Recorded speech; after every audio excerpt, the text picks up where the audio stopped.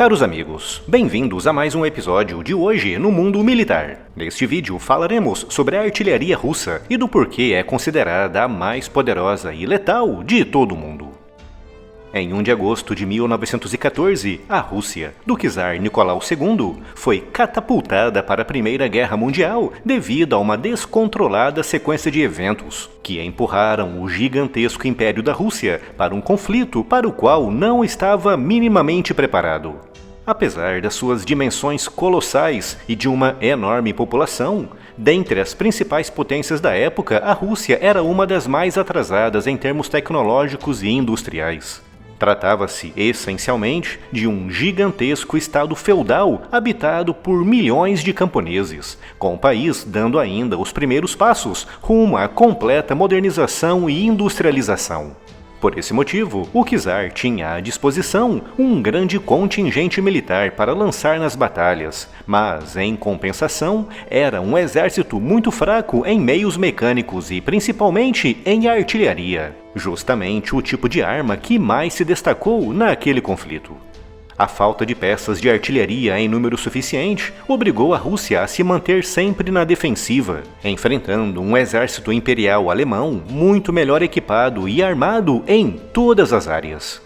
Diante dessa situação, o czar lançou em 1915 um impressionante esforço de modernização da indústria pesada russa, resultando em aumentos significativos na produção de armas e munições, com destaque para a artilharia, com a produção de projéteis de artilharia aumentando 40 vezes no espaço de apenas um ano. Mas, apesar de todo esse esforço, os estoques alemães eram muito maiores, resultando em uma constante superioridade alemã em termos de artilharia, o que serviu para manter os gigantescos exércitos russos do czar sempre debaixo de forte pressão e na defensiva. Isso contribuiu ativamente para o enfraquecimento da liderança do czar, abrindo caminho para a Revolução Comunista de 1917, liderada por Vladimir Lenin, resultando em uma humilhante derrota da Rússia na Primeira Guerra Mundial que envolveu até mesmo a perda de vastos territórios. A péssima experiência da Rússia czarista naquele conflito, motivada principalmente pela falta de artilharia, deixou uma marca tão forte na cúpula soviética que levou, logo no início dos anos 20, a um ambicioso programa de expansão da indústria bélica do país,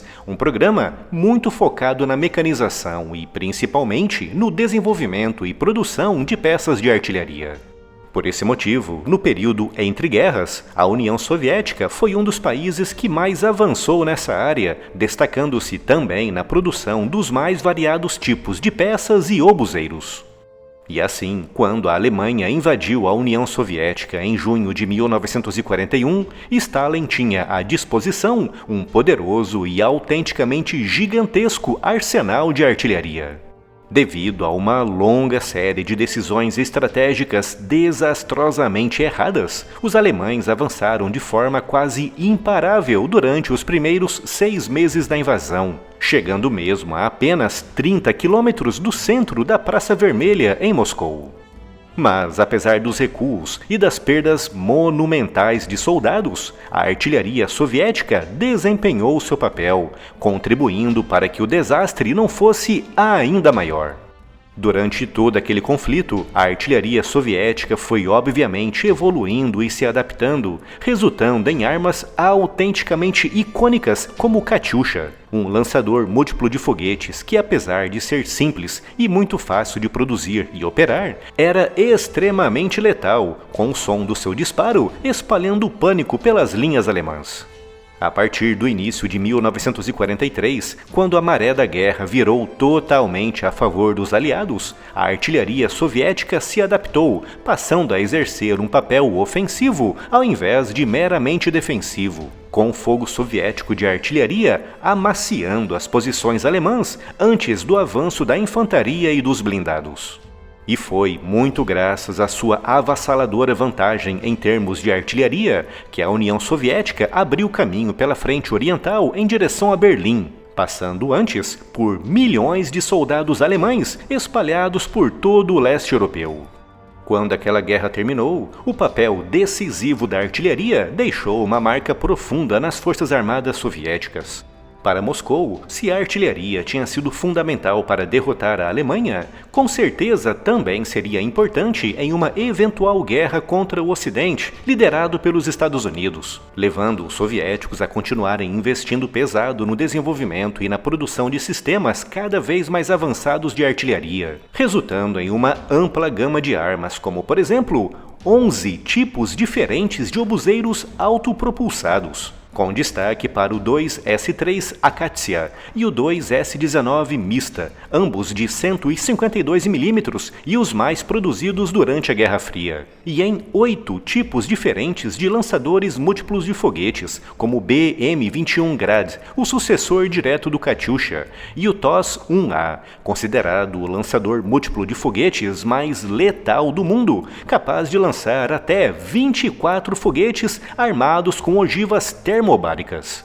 E isso sem nos esquecermos da artilharia de campo, com os soviéticos produzindo largos milhares, como o D-30, de 122 mm, e o 2A-65 Mista B, de 152 mm. A nível tecnológico, em determinadas áreas, como por exemplo no disparo de projéteis de precisão e longo alcance, a Rússia está bem atrás do Ocidente, que opera sistemas realmente muito avançados como HIMARS. Mas, para a missão de saturação das posições inimigas, a Rússia segue imbatível na liderança.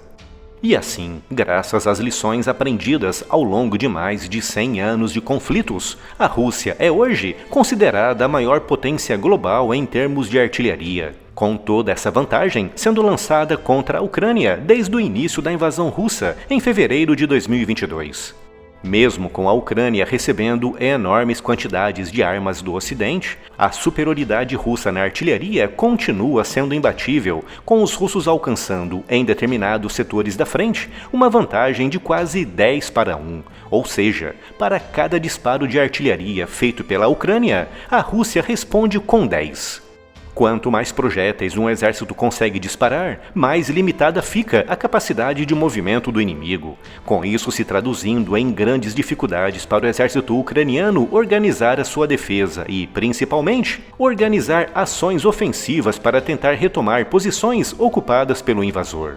As lições aprendidas no passado são fundamentais para as campanhas militares modernas, com essa máxima valendo também e, principalmente, para a artilharia.